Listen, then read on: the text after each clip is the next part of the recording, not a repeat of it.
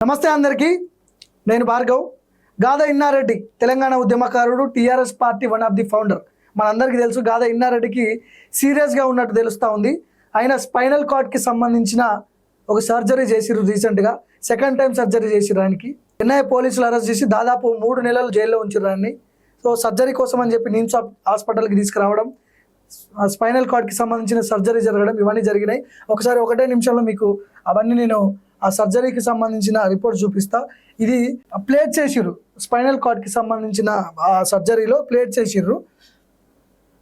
చాలా serious injuries అని చెప్పి చెప్తున్నారు. ఈ మార్క్ చేసిన దాంట్లో సర్జరీ జరిగింది. మరి 3 గంటలకేమో రిమాండ్లోకి తీసుకున్నారట్టుంది. మళ్ళీ ఆ సర్జరీ అయిపోయిన తర్వాత రిమాండ్కి పంపించారు.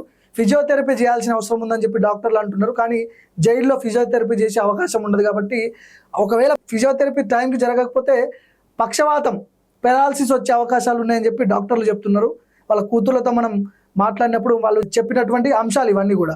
ఇప్పుడు గాదా ఇన్నారెడ్డి దాదాపు కొన్ని వందల మంది అనాథ పిల్లల్ని ఒక ఆశ్రమం పెట్టి, ఆశ్రమం ద్వారా ఫుడ్ పెట్టి చదివిస్తున్నాడు వాళ్ళందరినీ. ఆయన రిమాండ్లో ఉండడం వల్ల ఈ అనాథాశ్రమం మొత్తం కూడా అనాథలు అయిపోయారు. వాళ్ళంతా కూడా అన్నం పెట్టేటోళ్ళు లేరు, తిండి పెట్టేటోళ్ళు లేరు, వాళ్ళకి చూసుకునేటోళ్ళు లేరు. మొత్తం ఆయనే నడిపించేది పాపం.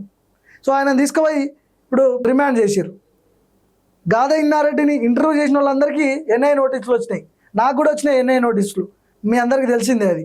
సో కాబట్టి అసలు ఏం సాధిస్తారు జైల్లో పెట్టి ఇంకెన్ని ఏళ్ళు?